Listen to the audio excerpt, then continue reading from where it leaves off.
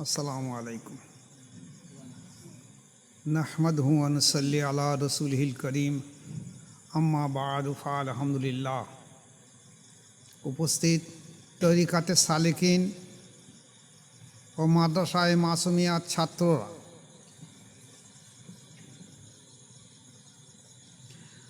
আজ একটা বিশেষ জিনিস তোমাদের সামনে আলোচনা করে দিয়ে দেই।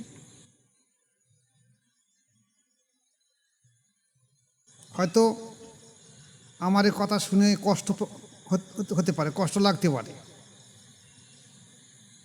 কিন্তু আমি অপারক, বলতে হবে। এগুলো না বললে সমাজ পরিবর্তন হবে না। যেটা হলো,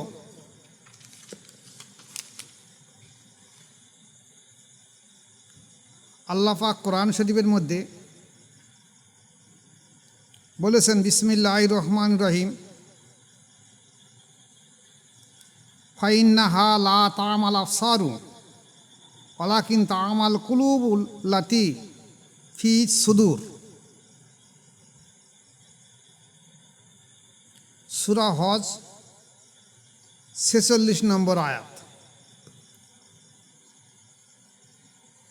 কোরআন শরীফের সূরা হজের 46 নম্বর আয়াতে আল্লাহ পাক বলছে কি, তোমাদের চক্ষু অন্ধ হয়নি, বরঞ্চ অন্ধ হয়েছে তোমাদের বক্ষের যে কল্ব আছে, সেই কল্বের চোখটাই অন্ধ হয়ে গেছে। তাহলে আল্লাহ পাক পরিষ্কার বলছে যে চোখ দুটো, একটা বাহ্যিক চোখ, একটা কল্বের চোখ। এবারে আসুন, আমরা এই যে অন্তরের চোখ, কল্বের চোখ যে বন্ধ হয়ে গেছে, এই কল্বের চোখটা বন্ধ, এর সংশোধন করতে গেলে কোন প্রক্রিয়ার মাধ্যম দিয়ে হবে? আর কল্বের চোখটা ফুটিয়ে তোলার পদ্ধতিটা কি, আর উদ্দেশ্যটা কি, যেটা মকতুবাতে মাসুমিয়া আমাদের তরিকার সর্দার, যিনি মোজাদ্দেদ আলফেসানি রহমতুল্লাহ আলাইয়ের সেজ সাহেবজাদা খাজা মাসুম রহমতুল্লাহ আলাই, উনি বলছেন, ইনসান সৃষ্টির মকসুদ হলো আল্লাহর মারেফাত হাসিল করা। ওনার মকতুবাতের 146 নম্বরে মকতুবে বলছেন, ইনসান সৃষ্টির মকসুদ হলো আল্লাহর মারেফাত হাসিল করা। তাহলে আমাদের উদ্দেশ্য করেছে কি? আল্লাহর মারেফাত বা আল্লাহর পরিচয় হাসিল করার জন্য আল্লাহ পাক দুনিয়ায় আমাদের উদ্দেশ্য করে পাঠিয়ে দিয়েছে। এখন এই আল্লাহর পরিচয় এই বাহ্যিক চোখ দিয়ে জীবনে হবে না, এ পরিচয় হবে অন্তরের চোখ দিয়ে। আর সেই অন্তরের চোখ আমরা অন্ধ করে রেখে দিয়েছি। যেখানে হাদিস শরীফে এসে রাসূল পাক সাল্লাল্লাহু আলাইহি ওয়াসাল্লাম বলছেন, যখন মানুষ কোনো গুনার কাজ করে, সেই গুনাহ, মানুষের 5টা ইন্দ্রিয় আছে, চোখ, কান, নাক, জিভ, ত্বক। তাহলে 5টা ইন্দ্রিয়র দ্বারা যদি কোনো গুনাহ করে, চাই চোখের দ্বারা গুনাহ করুক, কানের দ্বারা গুনাহ করুক, নাকের দ্বারা গুনাহ করুক, মুখের দ্বারা গুনাহ করুক, বা ত্বকের স্পর্শের দ্বারা গুনাহ করুক, এই একটা করে গুনাহ করলে তার কলবে কালো দাগ পড়ে যাবে। তাহলে কলবের কালো দাগ পড়ে যাবে। এখন কলবটা কি, এ সম্পর্কে আমার মুর্শিদ কেবলার মুখে আমার শোনা আছে, উনি বলেছিলেন যে দেখো, কলব এমন একটা জিনিস, আল্লাহ পাক সর্ব উৎকৃষ্ট সার নুরানি জিনিস দিয়ে কলবকে তৈরি করেছে। কারণ যে জায়গাটায় আল্লাহ পাকের স্থান হবে, আল্লাহ পাক থাকবে, কুলুবুল মুমিনুন আরশুল্লাহ, মুমিনের অন্তরে যে আল্লাহ পাকের স্থান, মুমিনের কলবে যে আল্লাহ পাকের স্থান, তা সে কলবে যে আল্লাহ পাকের স্থান আনতে গেলে কলবটাকে তেমনই সর্ব উৎকৃষ্ট সার নুরানি জিনিস দিয়ে আল্লাহ পাক কলবকে তৈরি করেছে। তাহলে কল্ব আল্লাহর খাস সৃষ্টি। এ কিন্তু অন্য কোনো জীবজগতের দেওয়া হয়নি। কল্ব অন্য কোনো জীবজগতের দেওয়া হয়নি, একমাত্র মানুষকে দেওয়া হয়েছে। কারণ মানুষ যে আশরাফুল মখলুকাত, সৃষ্টির শ্রেষ্ঠ, এই সৃষ্টির শ্রেষ্ঠ মখলুকাতকে তোমরা যে আল্লাহকে দেখবে, আল্লাহকে বুঝবে, আল্লাহর পরিচয় হাসিল করবে, আল্লাহর পরিচয় হাসিল করার জন্য অন্তরের দরকার। এই জন্যই একমাত্র আল্লাহ পাক মানুষকে অন্তর দিয়েছে। আর সেই অন্তরে কি হয়েছে, যদি 5টা ইন্দ্রিয় দ্বারা, চোখ, কান, নাক, জিভ, ত্বক, যে কোনো ইন্দ্রিয়র দ্বারা কোনো গুনাহ করা হয়, আল্লাহ রাসূল হাদিস হলো সঙ্গে সঙ্গে কলবে একটা দাগ পড়বে। এছাড়া এটা তো 5টা ইন্দ্রিয় গেল। এইবার 6টা রিপু রয়েছে একটা মানুষের ভিতরে, কাম, ক্রোধ, লোভ, মোহ, মদ, মাৎসর্য, 6টা রিপু। 6টা রিপুর মধ্যে যদি কোনো কিছু মনের মধ্যে প্রতিক্রিয়া আসে, তাও কিন্তু কলবে একটা দাগ পড়বে। আর এই দাগের কারণে কলটা অন্ধকার হয়ে যায়। যেমন আমরা দেখেছি, এখনকার তো বিদ্যুতের যুগ, আগে হারিকেন বা লণ্ঠন ছিল। তা সন্ধেবেলা আমরা ছোটোবেলায় সেই হারিকেনগুলোর কাঁচগুলো খুলে কাপড় দিয়ে মুছে নিতাম ভালো করে, না নিলে ওই হারিকেন জ্বলতো কিন্তু ওর আলোয় কিছু দেখা যেত না। কখনো সখনো 1 দিন 2 দিন 3 দিন যদি হারিকেনের কাঁচগুলো না মোছা হয়েছে, তাহলে আলো জ্বলছে, বই আমরা ছোটোবেলায় বইগুলো কাছে করে নিয়েও ভালো করে দেখতে পারতাম না। আলো জ্বলছে ঠিক, কিন্তু অন্ধকার হয়ে গেছে, ধোঁয়াশা হয়ে গেছে। ঠিক তদ্রুপ মানুষের অন্তর যদি কালো হয়ে যায়, তখন সে ভালো জিনিসটাও খারাপ মনে করবে এবং খারাপ জিনিসটাকে ভালো মনে করবে। যেমন আমরা দেখেছি, একটা মানুষের যদি সাপে কামড়ায়, আল্লাহ না করুক, তাহলে আমাদের দেশে প্রচলিত ধ্যান ধারণাটা কি, যে আগে সঙ্গে সঙ্গে গোটা কত নিম পাতা এনে তাকে দিয়ে দেওয়া হয়, চিবিয়ে দেখতো। যদি নিম পাতা বলে মিষ্টি, তাহলে বলবে বিষাক্ত সাপ। আর যদি বলে নিম পাতা চিবিয়ে তেতো, তা বলবে বিষহীন সাপ। আবার অনেক জায়গায় ধারণা রয়েছে, তারা কি করে, গোলমরিচ, ছোট ছোট গোলমরিচ, ও তো ঝাঁঝ, 2-4টে গালে দিয়ে বলে চিবাও দেখি। যদি চিবিয়ে বলে মিষ্টি লাগছে, তা বলছে তাহলে বিষাক্ত সাপ। আর যদি বলে না খুব ঝাঁঝ লাগছে, তাহলে বলছে এই বিষাক্ত সাপ নয়, বিষহীন সাপ। তাহলে বিষের ক্রিয়ায় তেতো মিষ্টি লাগছে, ঝাঁঝরা মিষ্টি লাগছে বিষের ক্রিয়ায়। তো অন্তর যদি নোংরা হয়ে থাকে, তাহলে মানুষের চোখই তো অন্তরের চোখ, অন্তর চোখ যদি নোংরা হয়ে থাকে, মানুষের খারাপটাকে ভালো বলবে, ভালোটাকে খারাপ মনে করবে। আর এই অন্তর শুদ্ধ সুস্থ করার জন্যে দুনিয়ার কখনো কোরআন, হাদিস, ইজমা, কিয়াস, ফিকহ, উসুল মানতেক পড়লে হবে না, ওতে মাওলানা হতে পারবে। দুনিয়ার কোনো হাফেজ, কারি, মাওলানা, মুফতি, ইমাম সাহেব, ওয়াইজিন সাহেব, কারুর বলার ক্ষমতা নেই যে অন্তরটাকে সুস্থ করার জন্য শুধু কিতাবের মাধ্যম দিয়ে হবে। রাসূল পাক সাল্লাল্লাহু আলাইহি ওয়াসাল্লামের জমানায় থেকে আসতেছে যে সমস্ত সাহাবায়ে কেরাম আল্লাহ রাসূলের কাছে বায়াত গ্রহণ করেছিলেন, হয়ে অন্তরটা শুদ্ধ সুস্থ করেছিলেন। আজকের আমরা ঠিক সেই বায়াত প্রথা তুলে দিয়ে দিচ্ছি। এমনকি দেখা যাচ্ছে আমাদের দেশে এখন তো বহু রকম দল মত আছে, মানুষের ধারণা বহু রকম হয়েছে। কারও ধারণা হলো যে আমি কি কোরআন হাদিস লেখাপড়া শিখেছি, তাহলে আমার কি অন্তর সুস্থ নেই, আমার অন্তর শুদ্ধ নেই?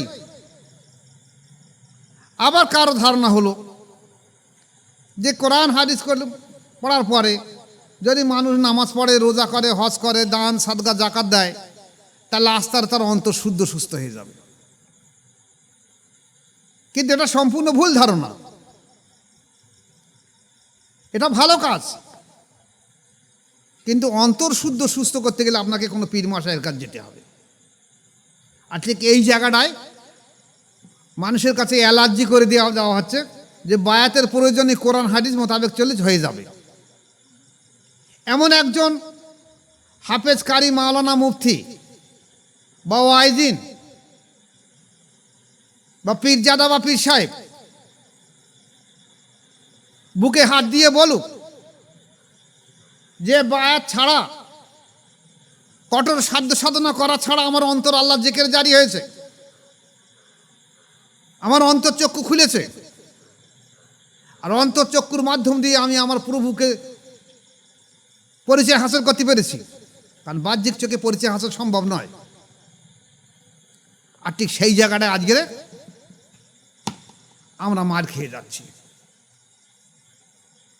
যেখানে প্রত্যেকটা অলিয়া উলিয়াদের বক্তব্য হলো যে বায়াতের মাধ্যম দিয়ে অন্তঃশুদ্ধ সুস্থ করতে হবে।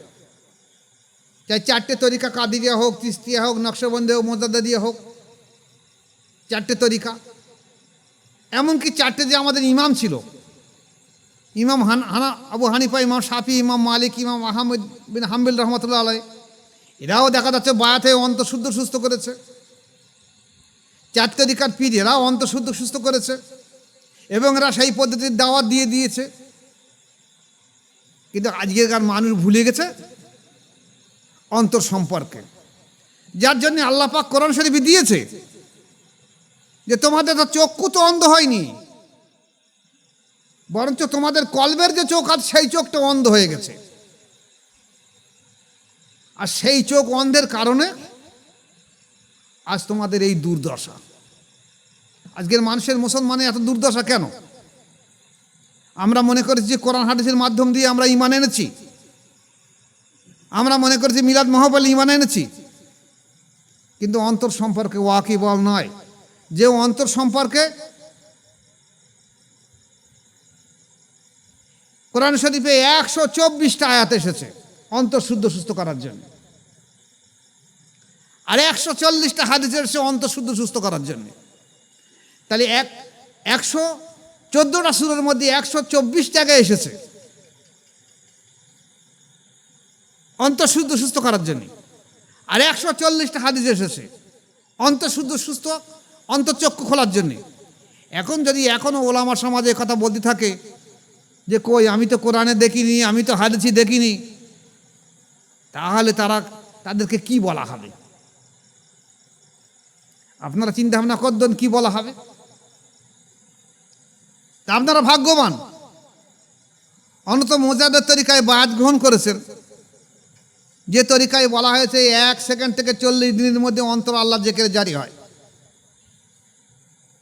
আজকে তো আপনারা শুধু আমার সামনে বায়াত হন না, দেখা গেছে এই উপমহাদেশ এবং উপমহাদেশের বাইরেও বিশ্বের অন্যান্য রাষ্ট্রেও শুধু হোয়াটসঅ্যাপের মাধ্যম দিয়ে বায়াত গ্রহণ করে তারা অন্তর আল্লাহ জিকির জারি হয়। 2-5 লতিফা, 10 লতিফা, 20 লতিফা, 30 লতিফা তারা কাজ করছে।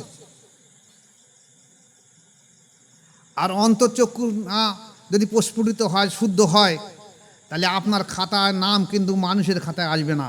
মানুষ হলো জিন্দা দেলি, অন্তর্শুদ্ধ সুস্থ ব্যক্তিকেই মানুষ বলা হয়েছে। আর নতুবা আমরা কিন্তু হায়ানের মধ্যে পড়ে যাব। পৃথিবীতে যত প্রাণী জগৎ আছে সবাইকে হায়ান বলা হয়েছে, কিন্তু ইনসান নয়। যেহেতু তার অন্তর আছে, সে তার অন্তর্চক্ষু দিয়ে তার প্রভুকে দর্শন করে। ইনসান বাদে বাকিগুলো হায়ান। কিন্তু আজ যদি আমরা ইনসান নাম রেখে আমরা যদি অন্তর্চক্ষুকে সুস্থ না করি, তাহলে আমরাও হায়ানের খাতায় নাম পড়ে যাব। আমরা যত গুনার কাজ করি, ছোট গোনা বড় গোনা হোক, যাই কাজ করি, সেই গুণাগুলো কিন্তু কলবের উপরে দাগ পড়ে যায়। তাই কলব একটা সর্ব উৎকৃষ্ট জিনিস, যেখানে আল্লাহ পাকের স্থান, এবং শয়তানও চেয়েছে যে কলবের মধ্যে বসে আমি মানুষকে ধোঁকা দিয়ে দেবো। কারণ আমি যদি কলবের ভিতরে একবার বসে যেতে পারি, তাহলে এখান থেকে আমি আল্লাহকে সরিয়ে দিয়ে দেবো। তাই বুজুর্গানের দিনগান বলেছেন, শয়তান কলবে তার সুরটা কলবের ভিতরে দিয়ে হামাগুড়ি দিয়ে চিমটি কেটে বসে থাকে, যেন সে মানুষ আল্লাহ স্মরণ করতে না পারতাম অন্তর দিয়ে। আর আমাদের কাজ হলো কি, সেই অন্তরটাকে আল্লাহ পাকের জিকিরে জারি করা। তা না হলে আমরা মানুষের খাতায় আসতে পারবো না। বড় আফসোস এই জায়গাটায়। আজকের সমাজে দেখা যাচ্ছে অনেক ইমাম সাহেব যারা নামাজ পড়াচ্ছে, ইমামতি করাচ্ছে, তারও অন্তর আল্লাহ সুস্থ শুদ্ধ নেয়নি। অনেক ওয়াইজিনের সুস্থ শুদ্ধ নেই, অনেক আলেমের নেই, অনেক পীরজাদা নেই, অনেক পীর সাহেবেরও নেই। গত কয়েকদিন আগে, আমি আর নাম উল্লেখ করব না, একজন পীর সাহেব এসছে আমার কাছে, এসে বলছে আমি তো অন্তর আমার তো জেকেরে জারি হয়নি, অন্তর শুদ্ধ হয়নি। তা শুনেছি আপনার ইউটিউব দেখে যে মোজাদের তরিকায় 1 মিনিট থেকে 40 দিনের মধ্যে অন্তর সুস্থ হয়। তা আমি যদি আপনার কাছে বায়াত গ্রহণ করি, তাহলে আমার মসজিদের একটু অবজ্ঞা করা হবে না? তাহলে আমার মসজিদে কীভাবে আমি সম্মান রেখে দিয়ে আমি অন্তর সুস্থ করতে পারি? তাই বলি, তুমি তোমার মসজিদের কাছে বলো। বলে, আমি আপনার ইউটিউবে ভিডিও দেখে আমি আমার মসজিদকে পূর্ণ করেছিলাম যে অন্তর শুদ্ধ সুস্থ সম্পর্কে আপনার কি মতামত? বলে, আমারই হয় না, তো আমি তোমার কি বলবো? পীর সাহেব বলছে যে আমারই কল্পনা জারি নেই, তা আমি তোমার কি বলে দেবো? তা আমারে বলছে কি করা যাবে আপনি বলুন। আমি বলি, বায়াত ছাড়া সম্ভব নয়, আপনাকে বায়াত হতে হবে। আপনি ওখানে দেখা যাচ্ছে সেই ফগরি মতের পীর সাহেবের কাছে বায়াত হয়ে থাকবেন, যারা কিছুই বোঝে না। যেখানে আমাদের মোজাদের তরিকায় বলা হয়েছে যে বেশরিয়াত পীর ফকির থেকে দূরে থাকতে হবে, বেশরিয়াত পীর ফকিরদের সঙ্গে মেলামেশা করা যাবে না। আর আপনি বেশরিয়াত পীর ফকিরের কাছ থেকে খেলা পারলে পীর সাহেব সেজে, আর আপনি এখানে এসে বলছেন আমার অন্তরাজ্য জেকেরে জারি করে দাও, তা আপনার বায়াত গ্রহণ করে আপনি আহলে সুন্নাত ওয়াল জামাতের আকীদার মধ্যে আসুন, তারপর আপনার পরিবর্তন হবে। তাহলে এবারে আসুন, যদি বাহ্যিক চক্ষু আর অন্তর্চক্ষু, দুটো চক্ষু আল্লাহ পাক বলেছে, আমরা ভাগ্যবান যে আমরা এই তরিকার মধ্যে বায়াত গ্রহণ করেছি। আর হতভাগা ওরাই যারা অন্তর্চক্ষু সুস্থ শুদ্ধ না করে দুনিয়া থেকে বিদায় হয়েছে, এরাই হলো হতভাগা। কারণ আল্লাহ পাকের স্থান মুমিনের অন্তঃকরণে, ফিকুল মুমিনের অন্তঃকরণে। আল্লাহ আমাদেরকে প্রত্যেকের ওপরে টিকে থাকার আমল করার তৌফিক দেখ। ওমা আলাইনিল্লাল বালাগ। আসসালামু আলাইকুম ওয়া রাহমাতুল্লাহি ওয়া বারাকাতুহু।